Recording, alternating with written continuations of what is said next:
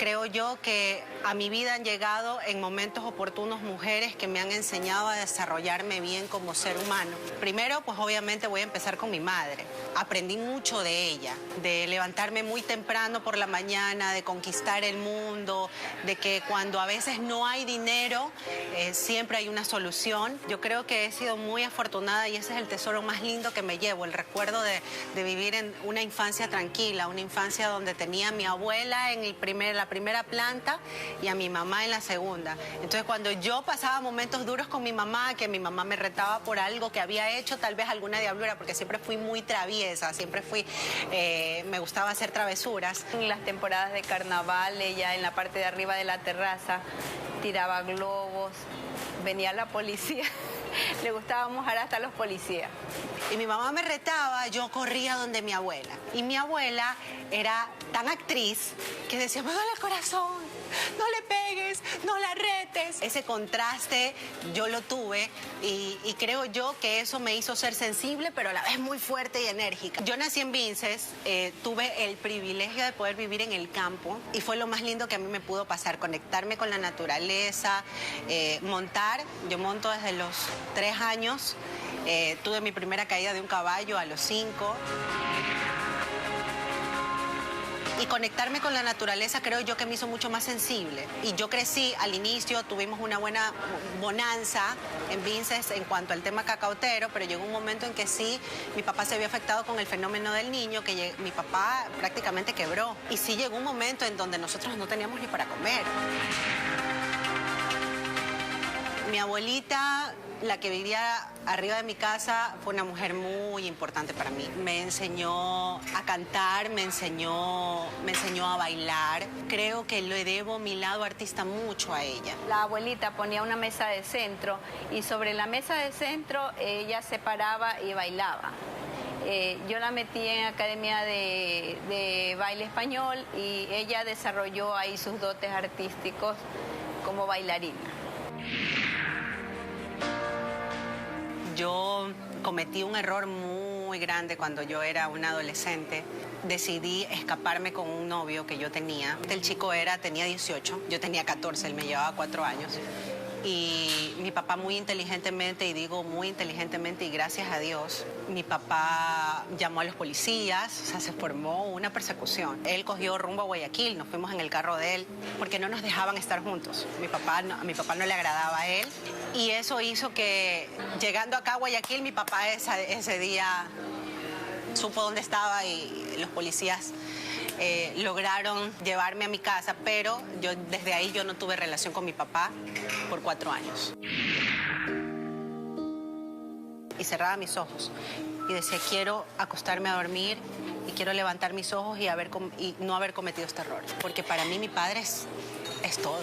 Y de eso es de lo único que yo me arrepiento en esta vida. Esa falta con mi papá causó en mí un problema psicológico. Mi abuelita me llevó a terapia a mis 15 años, fue la primera vez que visité una psicóloga para poder entenderla el proceso que yo estaba viviendo, que me afectaba muchísimo. Yo en ese tiempo me engordé terriblemente. Comencé a comer para calmar mi ansiedad. Yo soy la mayor, luego tengo una hermana que es Fabiana, y un hermano que se llama Fabio. Fabiana se volvió también madre de mis hijos. Y el amor que ella le tiene a mis hijos, a mí me deja en paz. Porque sé que en algún momento si me llega a pasar algo, ella seguramente será la primera frente a mis hijos. Jorge es el padre de mis hijos y lo va a ser siempre. Pero yo creo que recordar ese amor que tuve con él ya no es mi presente. Decidí que mis lindos recuerdos son mis hijos. Y me daba mucho miedo y pensaba, ¿cómo yo voy a salir adelante con 2 hijos, sin un hombre al lado? Y llegó un punto en donde dije, hey, primero yo, porque si yo no estoy bien, mis hijos no están bien.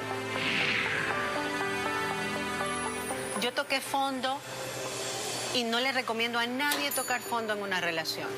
Yo me miré en el espejo el día que yo decidí separarme y divorciarme ya radicalmente.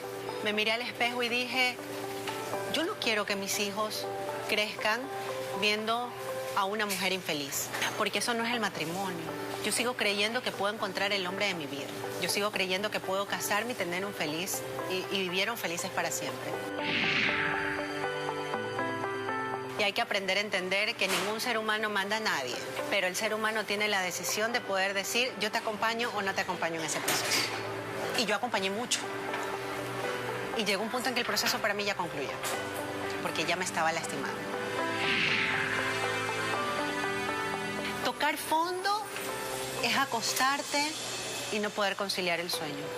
Tocar fondo es pensar cómo mejorar una situación que no se puede mejorar. Tocar fondo es llorar sin parar y encontrar una respuesta. Tocar fondo es preguntarle a Dios, ¿qué hice para merecer esto? Y yo logré salir de ese fondo y siempre me lo preguntan y siempre responderé lo mismo, porque para mí toda mi salvación, cuando yo no podía ser mamá y había perdido 2 embarazos, mi respuesta fue Dios.